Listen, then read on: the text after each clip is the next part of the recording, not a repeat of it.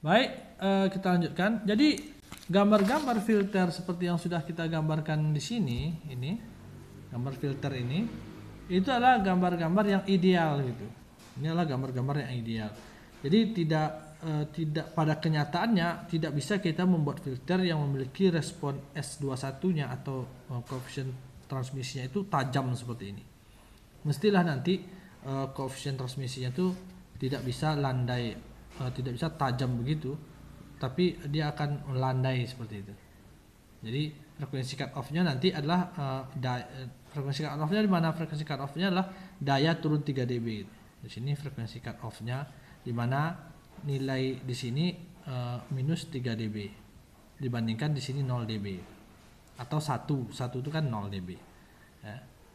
1 itu 0 dB, di sini 0 dB, maka turun 3 dB min 3 dB. Inilah disinilah hitungan frekuensi cut off-nya. Jadi bisa dihitung bahwa daerah di mana sinyal itu dilewatkan atau pass band-nya itu adalah dari daerah sini saja gitu. Sementara ini walaupun melewatkan, tetapi bisa dikatakan bahwa dia sudah teredam karena nilainya sudah teredam kecil gitu.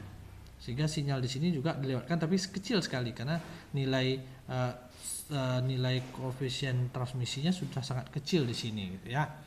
Nah jadi pada keadaan sebenarnya itu koefisien transmisi itu tidaklah seperti ini gitu. Ini adalah pendekatan yang ideal. Pada kenyataannya kita tidak bisa merancang sesuatu yang ideal. Oleh karena itu kita akan membuat suatu toleransi terhadap yang ideal ya. Jadi kalau kita tuliskan di sini ya, kita tuliskan di sini gambar tadi, gambar di atas yang barusan kita gambar filter tadi itu adalah pendekatan yang ideal.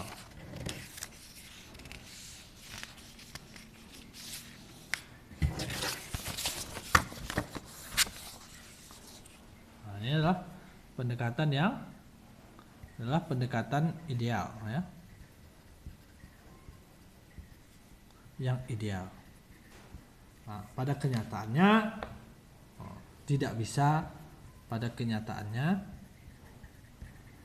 keadaan realnya gitu, hal tersebut tidak bisa dicapai. Hal yang ideal itu tidak bisa direalisasikan ya, dicapai atau direalisasikan. Karenanya dibuat toleransi terhadap keadaan yang ideal tersebut. Karenanya dibuat toleransi ya, toleransi. Apa toleransinya? Toleransi dari keadaan ideal itu misalnya kita punya suatu nilai LPF lah gitu ya. LPF itu begini dia misalnya ya. Dari nilainya 1, ini adalah koefisien transmisinya S21 dalam dB, ini frekuensinya. Nah, nanti kita bisa melakukan ketidakidealan.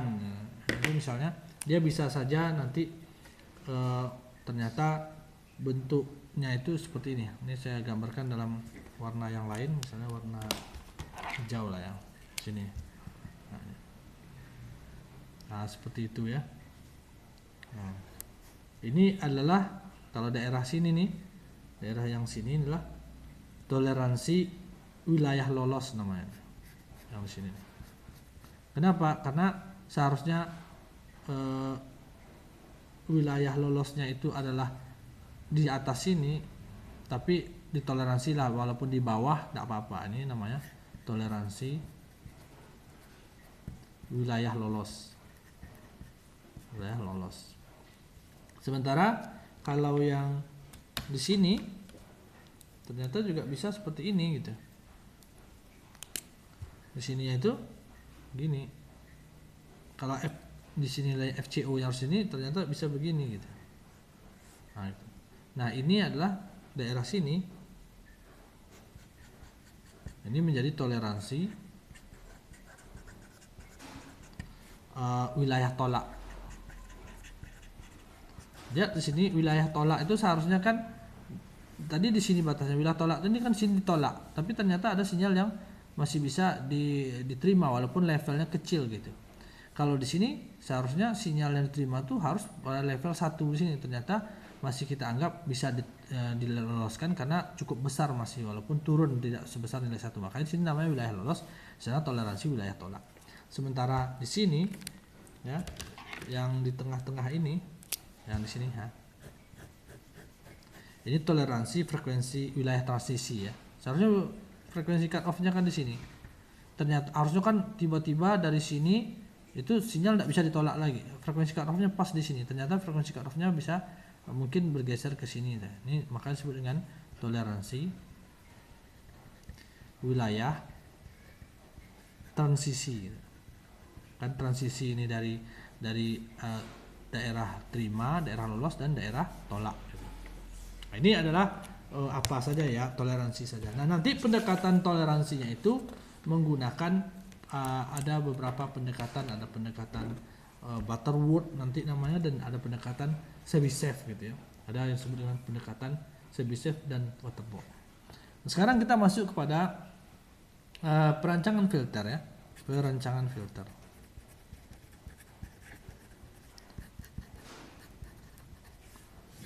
Jadi kita masih mempelajari perancangan filter untuk teorinya. Nanti kita akan lihat pada dua pertemuan selanjutnya bagaimana perancangan filter menggunakan microstrip gitu untuk gelombang mikro yang khusus pada frekuensi tinggi gitu ya.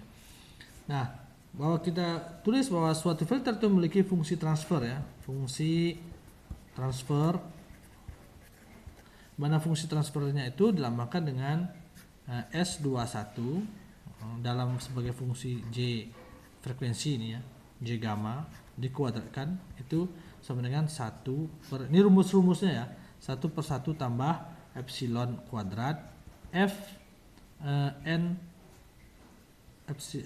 gamma kuadrat, di mana E itu adalah, jadi epsilon ini adalah konstanta riak namanya, konstanta riak. Nanti kita akan lihat apa yang dimaksud dengan konstanta riak pada contoh-contoh soal. Sementara F ini, Fn gamma ini disebut dengan fungsi filter ya, fungsi filter. Kemudian gamma ini disebut dengan frekuensi. Nah, atau S21 ini juga bisa dilambangkan. Jadi selain dilambangkan seperti ini, dia juga bisa dilambangkan dalam fungsi yang lain ya. S21 itu dilambangkan dalam pole dan zero. Pole itu sama dengan ada bagian atasnya penyebut dan pembilang dan penyebut, NP per DP. Ini adalah penyebut, ini pembilang. Nah, kedua-duanya ini adalah polinomial ya, dalam bentuk polinomial. Kalian kan tahu polinomial itu maksudnya adalah x kuadrat tambah x pangkat 1 tambah dan seterusnya gitu. Atau di sini ada x pangkat 3 gitu. Nah, itu polinomial namanya itu. Ada deretan penjumlahan yang memiliki fungsi nilai-nilai variabel yang berpangkat gitu. Nah, itu polinomial. Jadi polinomial dengan variabel fungsi dengan variabel frekuensi. Variabelnya frekuensi ya. Variabel frekuensi. Nah, nanti kita akan melihat juga ada rumus. Jadi ada dua rumus nih, satu ini, dua. Yang ketiga itu adalah rumus rugi transmisi. Jadi rugi transmisi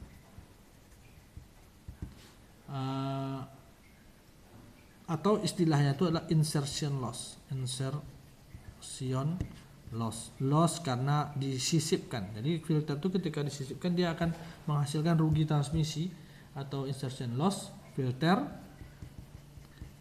rumusnya adalah lambangkan dengan LA ya, low transmission itu LA dalam fungsi gamma atau frekuensi itu sebenarnya rumusnya 10 log 1 per ini S21 koefisien transmisi sebagai fungsi gamma dikuadratkan. Ini hasilnya nanti dalam dB satuannya. Kemudian juga kalau kasusnya tidak rugi, maka dilakukan perhitungan return loss. Jadi ada juga return loss atau dilambangkan dengan LR gamma, itu sama dengan 10 log 1 dikurang S21 sebagai fungsi gamma yang dikuadratkan. Juga hasilnya ini adalah satuannya dalam dB. Nah, ini adalah perancangan filter nanti menggunakan rumus-rumus ini. Ya. Sebenarnya rumus-rumus ini nampaknya rumit ya, nampaknya saja yang rumit, akan tetapi insya Allah kalau kita masukkan nanti ke dalam contoh-contoh soal, kita akan melihat ini sesuatu yang tidak serumit bentuknya gitu. Bentuknya sih rumit, tapi insya Allah tidak terlalu rumit dalam pengerjaannya. Jadi jangan takut ya. Baik, kita lanjutkan ke video berikutnya.